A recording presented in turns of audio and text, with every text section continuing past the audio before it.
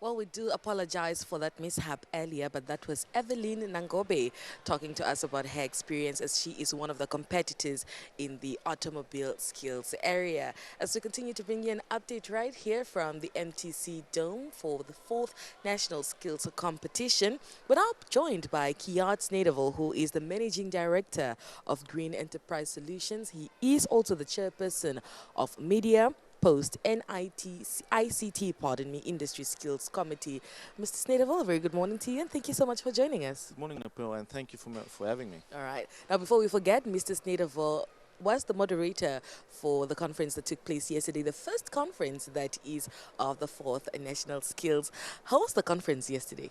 Oh, amazing. Wow, we had a lot of speakers yesterday who presented various topics, and I have to say they gave us a lot of insights as to what's happening and how we can actually fit to the theme. There was a sub-theme called the Bridging the Digital Divide in TVET delivery, and they gave us real good insights as to how the various methods in terms of delivering TVET and also learning and also upskilling, and it was just amazing overall. What would you say was the highlight of yesterday's conference? The highlight for me and the cherry on the cake was our very last session, where we had seen how you can actually use VR, virtual reality, in real life, and it was actually developed by local Namibians, and that I felt so very proud of really looking at how you can actually give VR labs, virtual reality labs, and allowing everyone to obviously who's studying, who can obviously try and really look at how they can do various things in a lab environment and a safe space in the same vein. Yeah. Since you are more focused on ICT, would you say Namibian vocational education and training centers are on par when it comes to ICT integration? Well, yes, that was also a very interesting topic we touched on yesterday, whereby some of the attendees expressed some of the concerns and the challenges they are facing in terms of the various tools they are using to deliver. Let's say like a learning management platform that they're using to deliver the various trainings and also course content. And what was so amazing was that we could share and really relate to one another. And yes, it's the barrier to entry is quite high. And when you look at the various things that goes with that, it's connectivity, that's key, and also the systems that needs to be in place from an infrastructure perspective. And remember, as we invest in platforms to upload all the course material, videos, and all those things, it needs storage, and it's quite an expensive exercise. However, it can obviously make sure that we can deliver the various trainings and the courses very effectively and efficiently. Yeah. Let's talk green enterprise solutions involvement when it comes to TVET.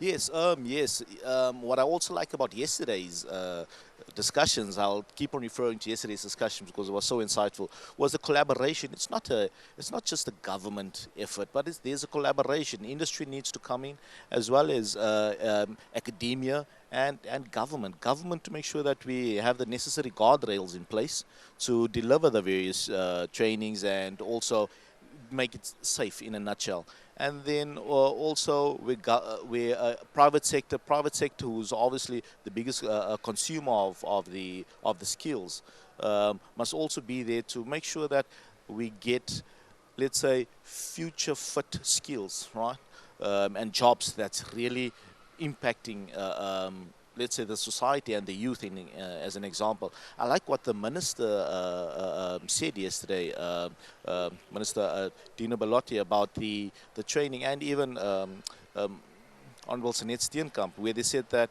remember, there's a saying, future is female, but they actually said that TVET is, the future is TVET, and that's hands-on training, and it includes both male and female. And that was so fitting for me, and it makes a lot of sense. And it's to ensure that the previous speaker spoke about AI, and one of the things was TVET will definitely be something that's not being affected by AI so much, other than the white collar jobs. And because we all need plumbers, we all need joineries, we all need electricians, and we can't replace them with AI. I think the main aim also of the skills competition is to change the narrative that comes with TVET. You know, seeing that you also mentioned that TVET is the future, but what would you say are some of the changes that you'd like to see? And also, is the narrative being changed? Is enough awareness being raised? Yes. Well, yeah, we can always do more in terms of raising awareness and also making sure that we include more courses as well. But w- while I was actually walking through the exhibition hall yesterday and seeing all the students trying to uh, do the necessary things and doing the thing, and they were so in their zone. It was Yeah. so amazing just to see the various things from salons to clothing and textile and those type of things, and the mechanics putting an engine together there. So it was just amazing. And yes, if we can actually do more, I wish more people can attend just to see what's happening, Yeah. and just because it was for me, it was a really an eye opener as to what's happening around Yeah. me from a TVET perspective. Yeah. Talk to us about the future of ICT in Namibia. Yeah. So ICT in Namibia, it's interesting times at the moment, and from a delivery perspective and a TVET, I firmly believe that we need to create digital artisans, right? And that's really looking at low-hanging fruits. All of us have mobile phones. All of us have cell phones, smartphones.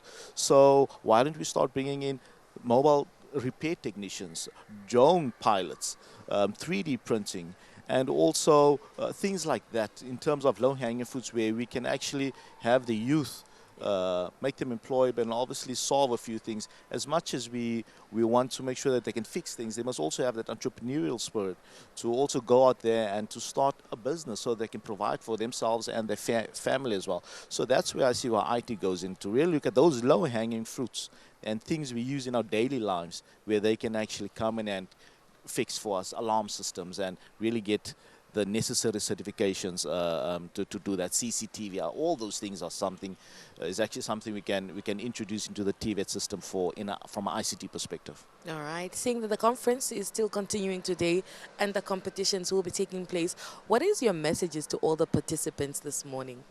Oh, participants! Wow. Firstly, it's. I think you are really honored to be here.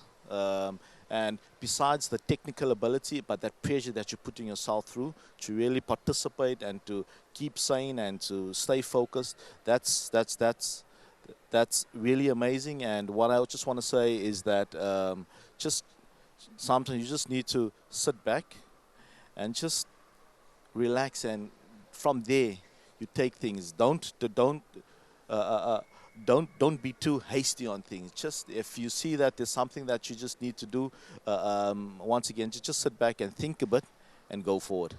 All right. Well, thank you so much for joining us this morning, Mr. Snydewel, and all the best with the conference today once again. Thank you very much, Indapewa.